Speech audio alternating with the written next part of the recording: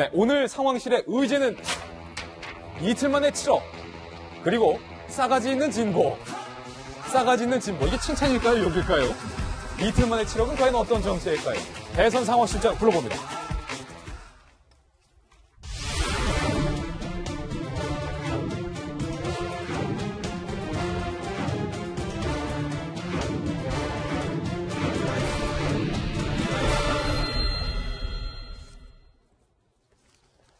네, 전국에 계신 5천만 국민 여러분, 그리고 해외 동포 여러분 반갑습니다. 대선 상황 실장 김 실장입니다. 대선이 다가오고 있습니다. 오늘 한 조간신문의 여론조사 결과가 발표됐습니다.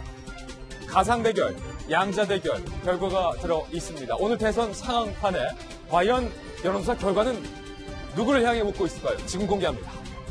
김 실장이 준비한 오늘의 여론조사 결과입니다. 먼저 주요 대선 후보 다자대결 여론조사 결과인데요. 문재인 전 대표가 30.0%로 1위를 달리고 있습니다. 이 여론조사에 따르면 황교안 권한대행이 12.5%로 2위를 기록하고 있습니다. 2위 자리를 차지했었던 안희정 충남지사가 12.0%로 2위 자리를 황 권한대행에게 내준 결과가 됐습니다. 12.0으로 안희정 3위, 안철수 전 대표가 8.8%, 그리고 이재명 시장이 8.5%. 흥미로운 건 요 다음 대목입니다. 이재명 시장 다음. 여태까지는 지금까지 언급됐던 사람인데 홍준표 지사가 3.4%로 유승민 의원보다 오히려 몇 배입니까? 2배 이상 나오고 있다는 게 상당히 흥미로운 대목입니다.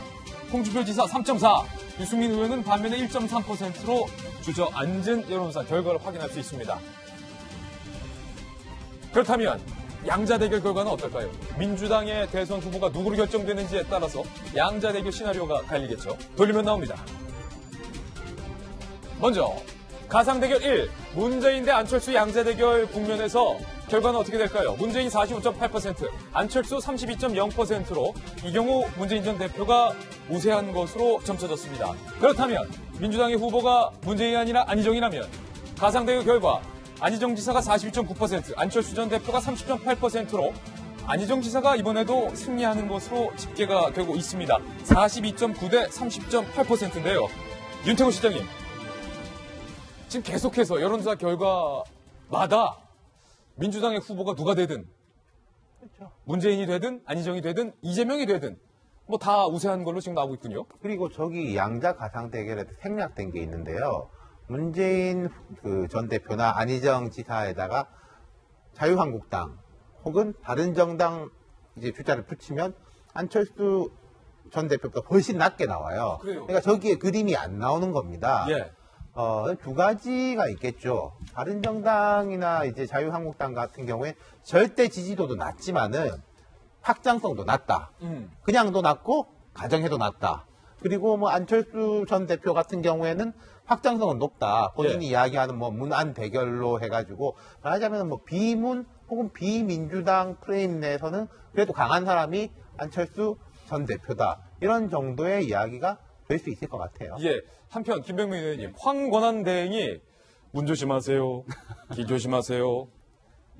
길을 인도하시는 여호와십니다. 이것만 했는데 지금 지지율이 안희정 지사보다 높게 나왔어요. 뒷면을 보면. 그렇죠. 예. 저 상황을 보게 됐을 경우에 저는 안철수 전 대표에 대한 가능성이 점점점 높아지면서 안희정 지사에 대한 가능성은 점점점 떨어지는 상황을 목도할 수 있다고 보여집니다. 예. 저 상황이 지금 현재와 같은 상황에서는 무조건적으로 진보가 유리한 판으로서 기울어진 운동장이 있는 상황인데 지금 황 권한대행이 별말 안 했는데도 지금 올랐단 말이에요. 환경 권한대행이요. 예. 환경 권한대행 같은 경우는 유의미한 지지율을 보기가 어려운 게 그래요? 12.5%지 예. 않습니까? 그렇기 때문에 저거는 말 그대로 박근혜 대통령을 지지하고 있는 강경 보수층 입장에서는 특검에 대한 기한 연장 해주지 않았던 것만으로 올라갈 수 있는 지지층은 저 정도까지 끌어냈다라고 저는 봐요. 근데 네. 저 이상으로 과연 얼마나 올라갈 수 있을까에 대한 의문이 하나 드는 거고, 황교안 권한대행은요. 이제 이번 주면은 탄핵 정국이 마무리가 되지 않습니까? 탄핵이 만약 기각이 되면은 황교안 권한대행은 국무총리 본연의 자리로 돌아가게 되면 되는 거니까 사실상 당장 대권 출마할 일은 없는 거잖아요. 12월 넘어까지 이제 선거를 있는 거고, 만약에 박근혜 대통령에 대한 탄핵이 인용된다면 황교안 권한대행은 말씀드린 것처럼 바야흐로 진짜 지금까지는 임시 대행이었으면 대통령이 없는 정말 대행이 되는 겁니다. 근데 그 상황에서 대행 자리를 걷어차고 내가 나오겠다? 12.5%의 지지율을 갖고 한 20%에서 25% 정도의 지지율이 되면 어쩔 수 없이 등 떠밀려서 나오게 되는 상황이 있을지라도 저 정도 지지율은 전 택도 없다고 봅니다. 홍준표 지사 지지율이 지금요. 네. 등장했는데 드디어 유승민 의원은 1.3%인데 홍 지사 지지율이 3.4%예요. 그러니까 저게 지금 이제 우리가 눈여겨봐야 될 대목이 바로 저 지점인 복병이다. 거예요. 저게 복병인 거예요. 저게 복병이다. 황교안 권한대행이 이제 한 일주일에서 열흘 안팎으로는 문 조심하세요 이런 얘기 안 하고 결단을 내릴 겁니다. 예. 나올 거면 나올 거다 아니면 아니다라고 얘기를 할 건데 만약 안 나온다고 가정을 깐다는 겁니다. 그러면 저 12.5%의 지지율이 홍준표 지사에게 갈 거냐 말 거냐가 굉장히 궁금한 대목이죠. 예. 만약 가게 된다면은 자유한국당은 박근혜 대통령 탄핵 이후에도 어쨌거나 살아날 수 있는 발판을 내딛는 거고요. 저게 홍 지사한테 안 간다 그러면은 뭐 말 그대로 박근혜 대통령 탄핵 심판 이후로 김무성 전 대표가 얘기한 것처럼 무한 책임을 지고 정당이 꼬꾸라질 수도 있는 거고 네. 양극단의 상황에 서 있는 상황이라고 보여집니다. 상당히 흥미로운 분석 주초부터 이어지고 있습니다. 저게 복병이다. 오늘 대선 상황실에 3가지 대선 뉴스 준비했습니다. 아직 키워드에 대한 답이 나오지 않았거든요. 이틀 만에 7억 그리고 싸가지는 진보의 정책. 과연 무엇일지 궁금해집니다. 첫 번째 대선 뉴스입니다. 첫 번째 대선 뉴스는요. 김병민 의원 저기가 복병이다 이렇게 말씀해 주셨는데 일치했습니다. 첫 번째 대선 뉴스와 큰 변수 샤이 보수층의 속내. 이 샤이 보수층의 속내를 알기 위해서 지난 대선 때 박근혜 후보에게 표를 던졌던 박근혜 후보 지지자가 현재 그 마음이 어디로 가 있는지를 살펴보면 좀 추적을 할 수 있을 것 같아요. 그래서 저희가 출력물로 한번 준비를 해봤습니다.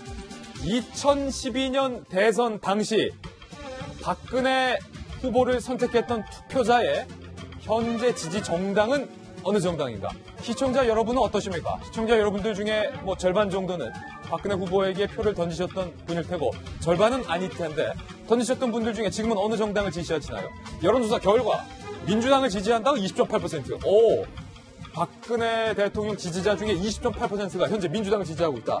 그리고 자유한국당을 지지하는 퍼센트는 22.6%, 국민의당 7.6%, 바른정당이 6.7%, 정의당도 같군요. 2.5%. 그러나 제일 중요한 건 이 중에 제일 많은 비율이 39.8%가 아직 마음을 정하지 못하고 부동층을 떠돌고 있다는 겁니다. 이 마음을 사로잡는 사람이 과연 누구일지가 이번 대선의 가장 큰 변수가 될 것 같다. 그렇다면 정당은 이런데 인물은 어떨까요? 오자 대결 결과 2012년 당시 박근혜 후보를 찍었던 사람들의 마음이 21%가 문재인 전 대표에게 가 있다. 문재인 전 대표 입장에서는 이거 큰 숫자입니다. 21%. 그러나 37.6%가 황교안 통일 대통령 만들기 팬클럽은 아닐지라도 황교안 권한대행을 지지하고 있다. 굉장히 많은 수가 13.4%가 안철수 대표에게 가 있다. 그러나 대통령을 지지했던 사람 중에 5.2%만이 고작 유승민 의원을 지지하고 있다. 그리고 상당히 많은 21.5%, 문재인 후보에게로 간 수보다도 더 많은 21.5%가 역시 마음을 정하지 못한 채 부동층을 떠들고 있다. 지금 이런 결론을 못 갑니다. 이 칼럼.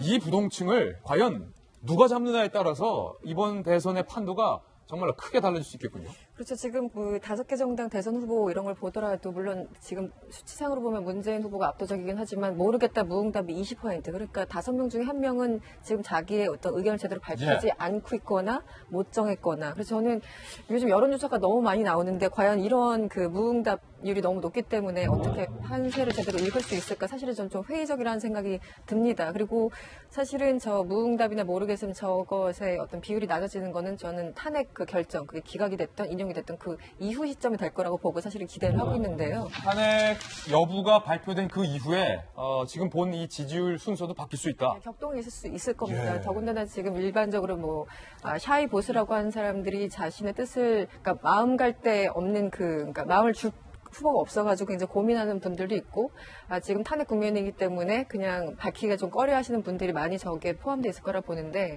어떤 식으로 결정 나든 그게 분노의 어떤 표출이 됐던 아니면 수용의 표출이 됐던 조금 더 이렇게 줄거리를 탈 수 있을 거라고 봅니다. 하나 재밌는 거는 그 박근혜 대통령 지지했던 사람들 중에 20%가 지금 민주당이라고 얘기를 했는데 당시에 이제 안철수 후보라는 또 제3의 변수가 있었잖아요. 이제 드랍을 하면서 문재인 후보 쪽으로 이제 단일화가 됐었는데 그때 안철수 후보를 지지했던 사람이 야권층의 대부분이었지만 중도 보수층들도 분명히 있었거든요. 그렇기 때문에 저런 수치가 그렇게 크게 이상하진 않다. 저는 그렇게 해석을 하고 있습니다. 네. 네, 저도 선생님 말씀에 좀 보태면은 지금 여론조사의 신뢰도 문제가 많이 이제 부각이 되고 있습니다. 지금 100명을 여론조사를 하면 그 중에 응답하는 사람은 9명 정도래요. 100명 중에 네. 9명. 그러니까 지금 우리가 그렇다고 해서 뭐 저런 여론조사가 다 소용없다라기보다는 어떤 일종의 보여주기는 지표긴 하지만 그걸 가지고 전적으로 지금 뭐 어떤 믿을 수는 없는 그런 것도 전제로 하고 싶고요.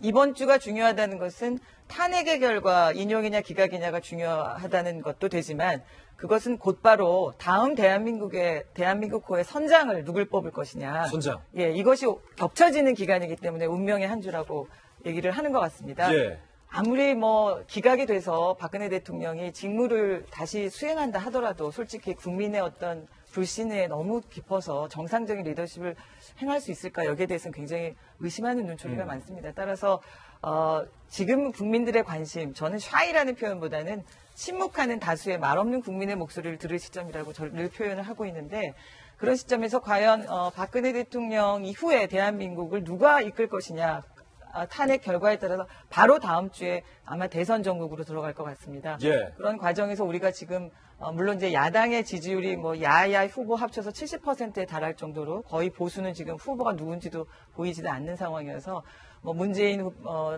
전 대표의 대세론이 굉장히 막강해 보이지만 저는 이런 것도 과연 끝까지 갈 수 있을까 여기에 의문이 많고 지금 말없는 다수의 국민들이 가장 걱정하는 것은 오늘도 이렇게 북한이 정말 ICBM 쏠 정도로 이 한반도에 경랑이 불고 중국이 저렇게 우리를 보복하고 완전히 이런 광복 해방 이후에 한반도가 이렇게 요동치는 이런 상황이 없었습니다. 그런 과정에서 무엇보다 중요한 우리의 목숨이 지금 경각에 달려있기 때문에 우리의 목숨을 제대로 지켜줄 수 있는 지도자가 누구냐. 예. 여기에 무슨 보수 진보가 없다고 생각을 합니다. 그런 점에서 저 문재인 후보 당장 과연 새누리당 후보는 정말 새누리당의 자유한국당 그러니까 과거 예. 새누리당이 과연 정말 저는 후보조차 낼 수 없는 상황이라고 봐요. 어떻게 이런 상황에서 후보를 내겠다고 생각을 하겠어요? 후보 내지 마라, 자유한국당은. 아니 정말 예. 국민 앞에 정말 무릎 꿇고 사죄를 해도 무릎 꿇어라. 네, 그래야죠. 예. 그러나 그렇지만 왜 문재인 대표의 지지율이 30%에서 확장이 안 되느냐? 그 이유는 문재인 대표가 보여주는 안보관이 형 믿음이 가지 않기 때문이고 또 안희정 대표의 경우만 해도 그런 부분에서 굉장히 열려 있고 한미 동맹이라든지 사드 배치라든지 그런 부분에서 이제 중도층이 신뢰를 보내고 있거든요. 예. 그래서 어쨌든 이번 주가 끝나면 그야말로 한국의 정국은 정말 안타깝지만 60일 안에 대선을 치러야 한다는 어떻게 보면 부실화될 수밖에 없는 그런 운명이긴 한데 뭐 저는 정말 말없는 다수들이 언제나 지혜로운 선택을 했기 때문에 국민의힘을 믿지만 어찌됐든 다음 주부터는 바로 대선 전국으로 들어가리라고 예상이 됩니다. 예, 이번엔 두 번째 대선 뉴스로 넘어가겠습니다. 이틀 만에 7억. 첫 번째 의제 정책가 밝혀집니다. 문재인 전 대표 측이 이틀 만에 7억을 모금했습니다. 후원금 모금에서도 야권 후보 쏠림 현상이 나오고 있는데요. 각 후보별, 각 캠프별 후원금 모금 현황을 저희가 또 발빠르게 조사를 해봤는데 함께 보실까요? 네, 문재인 전 대표의 후원회가 문재힘위원회인데요. 이틀 만에 7억 3,108원을 모금을 했고요. 안희정 지사의 안희정 후원회는 약 5억 원을 모금을 했습니다. 그리고 이재명 성남시장이 모금을 가장 먼저 시작했어요. 지난달 9일부터 모금을 했는데 모금액은 현재 제일 많습니다. 10억 원을 돌파한 것으로 현재 집계가 되고 있습니다. 이거 후원금이요. 윤태훈 실장님. 후원금만 봐도 어느 캠프에 많이 들어온다. 이거 나중 결과와 좀 연관되는 거 아닙니까? 일단 예. 당별로 한번 따져보죠. 민주당 지금 이렇게 하고 있지 않습니까? 국민의당 경선 룰이 확정되면 그때 이제 뭐 후원회를 한다고 그래요. 여권 정당은 뭐 말도 없죠. 계획도 없고. 아니, 후원회가 웬 말이에요, 지금? 그렇죠. 그리고 이게 돈이 왜 중요한가 하냐면 돈이 필요하니까 돈이 중요하죠. 근데 돈 가는데 마음이 가게 돼 있어요. 예. 내가 누구한테 우리도 이제 정치인 후원금 뭐 한 10만 원까지는 이제 뭐 환급 받고 이래 10만 원씩 많이 내라 이러지 않습니까? 10만 원을 그 사람한테 내면요. 그 사람한테 마음이 가고 어떻게 하는지 보게 되고 그 사람이 잘 됐으면 좋겠다라는 생각이 들게 되는 거예요. 내 돈 10만 원이 들어가 있으니까. 돈 가는데 마음 네. 가는 거예요. 그러니까 소액으로 해서 제일 많이 끌어들이는 게 좋은 거거든요. 지금 보면 이제 민주당의 초강세 현상이 나타나는 것이고 특히 이제 문재인 전 대표 같은 경우에는 이틀 만에 저랬으니까 뭐 1등 주자답네요. 다만 이제 이걸 좀 더 벌릴 수 있는 확장형으로 해가지고 그러니까 돈 낸 사람 막 우리만이 문재인의 주인이다라고 하면은 그 지지자들과 문재인 전 대표의 발목을 둘 다 잡는 거기 때문에 그런 부분이 이제 앞으로 숙제라면 숙제일 것이고 예. 다른 당은 그런 고민조차도 못 하고 있으니까 얼마나 안타깝습니까? 예, 혹시 홍준표 지사가 네. 큰 선거는 혼자 하는 것이 아닙니다. 도와줄 사람을 찾고 있습니다. 라고 밝혔었는데 그 의미 안에 이 후원금도 좀 들어가 있는 걸까요? 어떤 걸까요? 돈 잘못 받았다라는 루머 때문에 큰 곤욕을 치르셔서 돈 문제는 약간 좀 고민이 있을 것 같은데요. 예. 근데 우리 윤 시장님 얘기했던 거에 약간의 반박되는 의견을 얘기하면은요. 더불어민주당이 굉장히 돈이 많이 모인다 그랬는데 예. 오히려 역설적으로 자유한국당에 돈이 또 많이 모일 확률이 있어요. 저는 국회의원 후원금 모금 현황을 보니까 깜짝 놀랐던 게 예. 김진태 의원의 후원금이 그냥 쏟아진다는 건 아니겠습니까? 그러니까 마감됐더라고요. 말 그대로 글쎄요, 그러니까 동의하는 사람도 있고 동의하지 않는 사람도 있겠지만 저마다 자기가 이런 목소리를 내줬으면 좋겠는 사람한테 돈을 주고 후원하는 경향들이 있는 건데 앞서 이제 헌명 의원님께서 침묵하는 다수에 대한 얘기들, 그러니까 말 그대로 박근혜 대통령이 잘못했지만 그럼에도 불구하고 너무 한쪽으로 쏠려 있는 것 아니야라고 생각하는 일부 사람들이 정말 괜찮은 후보가 나왔을 경우에는 막 후원금을 쏟아낼 확률도 있는데 아직까지 뭐 자유한국당, 바른정당에서는 지금 현재로서는 박근혜 대통령 탄핵 이전이기 때문에 그 부분을 얘기를 못 하고 있는 거지만 혹시나 탄핵 이후에 이제 조기 대선으로 들어가서 정말 제대로 된 후보가 하나 우뚝 서게 되면은 거기로 후원금이 쑥 몰릴 수 있는 확률도 배제하기는 어려울 것 같습니다. 돈은 이쪽도 좀 많다. 다만 지금 면 시점을 기다리고 있는 거다. 그렇군요. 저는 이 대목에서 예. 약간, 정말 만약인데 탄핵이 인용이 되면 과연 이게 야당에게 유리할까? 네, 저는 오히려 인용이 될 경우에는 그동안 정말 워낙 지금은 이제 물살이 야쪽 반박근혜 여론이 높다 보니까 그리고 사실 박근혜 대통령 후보를 찍었던 사람들의 그런 지금 좌절과 비탄 이런 게 굉장히 심하다 보니까 진짜 말이 없이 전국이 지켜가는 상황만을 지켜보고 있는 상황이었거든요. 그래서 어쨌든 빨리 좀 탄핵 이 혼란이 끝나고 다음 대한민국의 미래를 빨리 어떤 종결을 보자라는 게 이제 탄핵 시점을 기다리는 그 중요한 포인트였는데. 중요한 전환. 그게 만약에 하여튼 결론이 인용으로 예. 난다면 물론 야당이 더 힘을 받을 명분은 생기겠지만 인용이 난다면 또 이른바 보수층에서는 일단 이제 종결이 됐으니까 우리의 힘을 좀 모으자 더 뭐 이렇게 해서 저는 판세가 달라질 수 있을 것 같아요. 그래서 후원금도 많이 내고. 뭐 후원금도 많이 되겠지만 그래서 요새는 홍준표 지사 를 좀 다크호스로 보는 지금 출마 선언도 안 했고 벌써 여론 올라가잖아요. 그런 것도 좀 중요하게 봐야 될 것 같아요. 허 의원님 말씀에 동의하는데요. 딱 한 가지 제가 첨언하자면은 근데 보수의 주자가 입장을 정해야 될 겁니다. 나는 박 대통령의 뜻을 이어받겠다는지 이건 잘못됐으니까 새 길을 갈 건지를 정해야지 확 지지가 모이겠죠. 예, 후원금의 현황 살펴봤고요. 세 번째 대선 뉴스입니다. 싸가지는 진보의 정체는 누굴까요? 지금 공개합니다. 안희정 지사였습니다. 싸가지는 진보다. 의외의 인물들이 안희정 지지 선언을 했어요. 비주류, 한때 친노, 다양한 사람들이 예상외로 안희정 지사 편에 섰습니다. 이철희 의원, 저희 돌직구쇼 원년 멤버였는데 이철희 의원도 그중에 한 명입니다. 들어보시죠. 안희정 지사가 살아야 민주당 경선도 살고 민주당도 살고 대한민국이 사는 길이라고 믿습니다. 깊이 고민했습니다. 안희정 후보가 외로워 보였습니다. 지역, 세대, 성별, 종교를 뛰어넘는 대한민국의 대통령 안희정과 함께하겠습니다. 고맙습니다. 안희정 지사의 공개적으로 편에 섰어요. 이철희 의원, 기동민 의원, 박원순계로 알려졌죠. 어기구 의원, 특히 이철희 의원 같은 경우도 안 지사 지지 선언을 해서 정치부 기자들 사이에서 의외다 이렇게 평가를 받고 있는데 이렇게 말했습니다. 안희정 후보는 품이 넓고 싸가지가 있는 진보이기 때문에 지지한다. 저는 처음에 싸가지까지만 듣고 비판인 줄 알았는데 지지한다라는 말을 듣고 깜짝 놀랐는데 명계남 씨에 이어서 이철희, 기동문, 어기구 그 다음에 또 한 명의 인물이 있습니다. 영입 대상인데요. 바로 박영선 의원입니다. 안희정 지사 측에서는 박영선 의원과 함께 하자는 러브콜을 보냈는데 박영선 의원 이에 대해서 이렇게 답했습니다. 안 후보의 포용력을 인정한다. 그러나 여전히 생각 중이다. 박영선 의원 생각 잘하시죠? 할당을 고심 중인 김종인 의원 거취 문제가 마무리되면 입장을 밝히겠다. 걸고 넘어졌어요. 김종인 의원 가면 나도 가겠다. 이 칼럼 지금 의외의 인물들.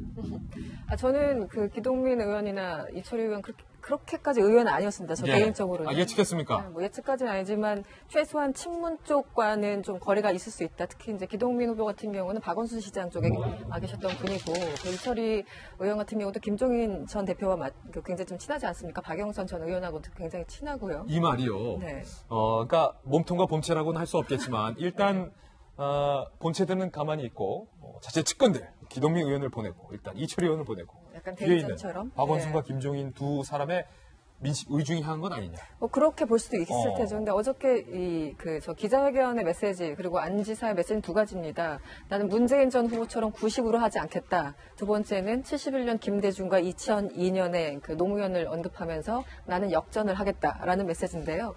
1971년에 김대중 후보가 당시 당내 경선에서 김영사 후보를 누르고 이제 후보로 되지 않았습니까? 물론 박정희 후보에 졌지만 71년 그 상황도 역전승이었고 2002년에 노무현 대통령도 이제 노란 돌풍을 광주에서 일으키면서 역전했기 때문에 자신도 그렇게 될 수 있다라는 그 메시지를 분명히 던진 거고요. 그것은 이제 기대에 섞인 뭐 메시지겠지만 그래서 이 두 가지 그리고 또 하나는 이제 그 문재인 대표 측 뭐 이름 올린 교수들만 1000명이 넘는다고 하잖아요. 메모드급이라고 네, 안 지사가 방금 말했던. 네, 그래서 그렇게까지 이제 구식으로 더 이상 하지 않겠다, 정의 요원으로 삼겠다 이 두 가지인 것 같아요. 그런데 어떻게 보면은 안 지사가 그 전에도 얘기를 했었거든요. 당내에서 어떤 후보 지지한다고 우리 좀 까놓고 얘기하자. 왜냐하면 경선 때 서로 속 안 드러내놓고 그 물밑에서 서로 이제 작전 짜다가 경선 끝난 이후에 서로 완전히 틀어지는 경우가 있기 때문에 차라리 대놓고 공개 선언을 하자라고 했으면 좋겠다라는 얘기를 한 달 전쯤에 안 지사가 어떤 토론회인가에서 하는 걸 들은 것 같아요. 경선 끝나고 경선 전에 친했던 의원 2명이 야 너 결국엔 거기 뽑았더라 이러면서 의상한 경우 많이 봤거든요. 그럴 수 있죠. 뭐 낮에는 뭐 친이 됐다가 밤에는 친박됐다가 뭐 했던 사람들도 있던 것처럼 네. 낮에는 아니지만 밤에는 문재인도 누가 알겠습니까? 사람 마음을 어차피 줄석인데. 그러니까 저렇게 얘기를 한 달 전부터 그 얘기를 계속 했었고 결국은 이제 그것을 실현한 건데 앞으로 이제 관건은 그거죠. 얼마나 더 그러니까 적극적으로 의원들이 이제 합류를 하는가. 지금 일단 안지사 측에서는 한 20여 명이 지지 선언을 할 것이다라고 얘기를 하고 있는데 조금 더 기다려봐야 되겠죠. 네. 송원 변호사님, 두 번째 대선 뉴스는 돈 가는 뉴스였고 세 번째 대선 뉴스는 사람 가는 뉴스였는데 네. 돈이 중요합니까? 사람이 중요합니까? 물론 저쪽도 사람은 많지만. 두 가지 다 중요한데 예. 이참에 제 인생관을 좀 얘기했으면 좋겠어요. 인생관까지. 짐작이 가시나요? 전혀 짐작이 안 갑니다. 제 인생관은 균형입니다. 예. 그 입장에서 말씀을 드리면은 안희정의 저런 그 의원들 가세는 저는 굉장히 반갑게 생각하죠. 그 문 후보가 독주하면 그만큼 자극도 없고 또 정체되는 거거든요. 모든 게 좀 대등한 그 실력을 가진 능력 가진 이 사람들이 나와서 또 지원해줘야 민주당도 그 내부에서 좀 치열하게 격전하고 그게 우리한테 도움이 되는 일이니까. 그러나 일방적으로 하는 건 참으로 안 좋죠. 그 점에서는 저는 이재명 의원도 그렇고 이재명 후보도 그렇고 그 안 후보도 그렇고 꽤 많은 사람들이 좀 다양하게 참여해서 진짜 좋은 그 균형을 갖고 좀 우리 사회를 좀 바라보는 그 이 논쟁이 아주 뜨겁게 좀 불이 붙었으면 좋겠어요. 그 득은 저희들이거든요. 토론회가 좀 재미가 없어요. 그런데 그러니까요. 민주당 토론회 저도 봤는데 영 재미없더라고요. 특히 문 후보가 좀 그런데 이 준비 없이 저는 아무것도 안 갖고 좀 나왔으면 좋겠어요. 우리 미국 토론회 굉장히 재밌잖아요. 프리토크. 메모만 갖고 하거든요. 그다음에 그 숫자 외우는 게 그 능력 아니거든요. 다 이거 미리 연습하고 와서 하거든요. 대본 없이 진짜 눈빛만 보고 우리처럼 이렇게 하는 토론회 왜 못하죠? 좀 채널 A가 좀 해보세요. 그러니까요. 사실 저희 돌직구쇼도 저는 그게 역할인데 언론이. 뭐 대본 없이 하고 있어요. 네, 그렇죠. 컴퓨터도 없이 대본도 없이 하고 있기 때문에 정말 진정성이 있지 않습니까? 네. 앞서 한번 하시죠. 네, 반갑습니다. 송강훈 변호사의 개인 의견 잘 들었습니다. 시간이 다 돼서 60초 광고 후 돌아오겠습니다. 잠깐만요.